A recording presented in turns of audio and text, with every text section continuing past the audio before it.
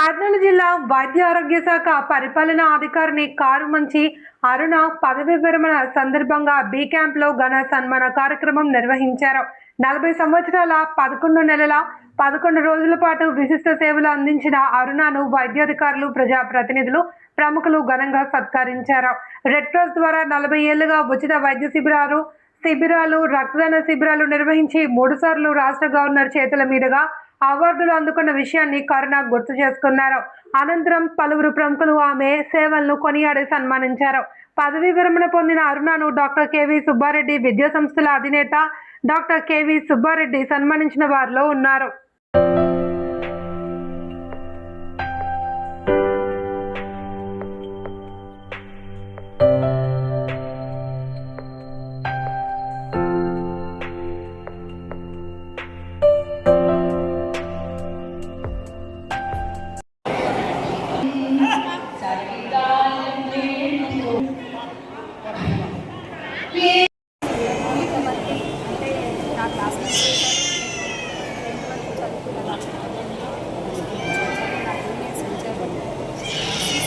నాతో కలిసి 20 ఏళ్ళు పనిచేసిన సిబ్బంది కూడా ఈరోజు ఇక్కడికి రావడం నాకు చాలా సంతోషంగా ఉంది.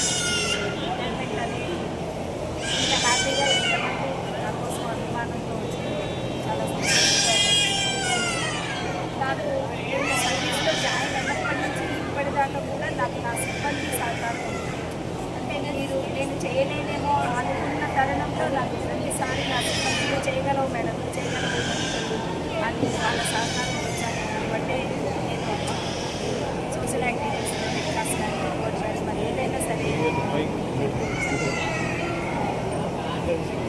నా సర్వీస్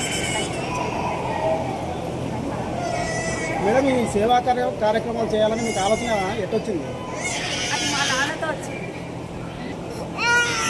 ఆయన గడివెంలో కాఫీ సిస్టమ్ చేసేవారు. అక్కడ ఒక్క న్యూస్ పేపర్ కూడా ఒకే ఒక హీరయ్య అని ఆయన ఇంటికి మాత్రమే వచ్చేది. ఆయన ఏ న్యూస్ పేపర్ చూసినా కూడా అందులో ఏదైనా అడ్వర్టైజ్మెంట్ ఎంప్లాయీస్ గురించి ఆయన బాగా అక్కడ చదువుకున్న పిల్లలకి ఏదైనా అవకాశం ఉంటే వాళ్ళకు ఏదైనా ఉద్యోగ అవకాశాలు ఉంటే ఆ రోజు ఎస్ఎస్సీ కూడా ఉద్యోగాలు వచ్చాయి. ఇప్పుడు 81-80లో ఆయన అట్లా చదివి ఆ పేపర్ కటింగ్ పెట్టుకొని ఇంట్రెస్ట్ ఉన్న పిల్లలకి అని కూర్చొని చెప్పేవాడు. అదే టైంలో మా ఊళ్ళో పల్లెలో చదువుకుని పిల్లలు చాలామంది ఉన్నారు. అంటే డ్రాప్ అవుట్స్ 2వ తరగతి 3వ తరగతి చదువుకున్నారు. అప్పుడే ఒక ఆయన ఆయన వచ్చి స్వామి మా పిల్లలు చదువుకుంటున్నారు కదా, మా పిల్లలు కూడా ఏదైనా అవకాశం ఉంది, మా పిల్లలు కూడా అమ్మాయి వాళ్ళు చెప్తే బాగుంటుంది, స్కూల్లో టీచర్లు సరిగ్గా రాదు అన్నారు. ఆ టైంలో మా నాన్న మీరు ఉంటారు కదమ్మా, మీరు చదువుకుంటూ మీతో పాటు వాళ్ళకి చదివించండి అంటే నేను 8th క్లాస్ మేము చదువుకుంటున్నాము, మేము ఆ పిల్లలకి ఏం చెప్పగలము అంటే మీరు చదువుకుంటున్నప్పుడు మీతో పాటు వాళ్ళని కూర్చోబెట్టుకుని చదివించండి, వాళ్ళు నేర్చుకుంటారు కదా అని మా నాన్నగారు చెప్పడంతో మేము ఆ పిల్లల్ని చిన్న పిల్లలు వాళ్ళు 6 గంటలకే అన్నం తిని వచ్చి ఇంట్లో మా మంచాల కిందైనా సరే స్థలం లేకుంటే 15 మంది అంతే వచ్చి పడుకునేవాళ్ళు. మేము చదువుకుంటూ మాకు తెలిసింది వాళ్ళని చెప్పుకుంటూ మేము వాళ్ళు ఫస్ట్ క్లాసెస్ తీసుకుంటూ అంటే మా నాన్న అట్లా అంటే మాకు పడుకోవడానికి ఇంట్లో స్థలం లేకపోయినా కూడా లేదు మీరు చెప్పాలి ఈ సర్వీస్ ఆయన ఆలోచనే మాకు మోటివేషన్లా ఉంది. అటువంటి స్టూడెంట్స్ ఈరోజు అమెరికాలో ఉన్నారు, సింగపూర్లో ఉన్నారు, థాయిలాండ్లో ఉన్నారు, నల్గొండలో ఉన్నారు. రెడ్డి అని ఆర్తో డాక్టర్ ఈరోజు గ్రీటింగ్స్ పంపిస్తే అమ్మ మీ వల్లనే నేను ఈరోజు ఈ స్థాయిలో ఇక్కడ ఉన్నామంటే చాలా సంతోషంగా ఆ ఇన్స్పిరేషన్ మా నాన్నకి ఎప్పుడు మీరు ఈ విధంగా ఉండాలి అనేది ఒక ఆలోచన. చాలా హెల్పింగ్ నేచర్ చాలా చాలా అంటే చాలా. ఆ రోజుల్లో నాన్నకి ఏమిస్తూ ఆయన జీతం 600 రూపాయలు అయినా ఎంతో కొంత ఏదైనా అవసరం వచ్చిందో అట్లా సబ్మిట్ చేసి కూర్చోడానికి ఆయన ఇన్స్పిరేషన్తోనే నేను ఉండేది మెడికల్ డిపార్ట్మెంట్ కాబట్టి నేను వేరే డిపార్ట్మెంట్లో ఎవరికి ఏమీ చేయలేను, నా డిపార్ట్మెంట్లోనే ఉంటే నేను ఏదన్నా సక్సెస్ చేయగలను అని అనుకుని రెడ్ క్రాస్లో నేను జాయిన్ అవ్వడం జరిగింది. మెడికల్ షాపులు ఉన్న చోట ఎక్కడైనా పారాసిటమాల్ చిన్న ట్యాబ్లెట్స్ వాళ్ళకి తెలుసు, షాప్లో తెలుసు కొనుక్కుంటారు.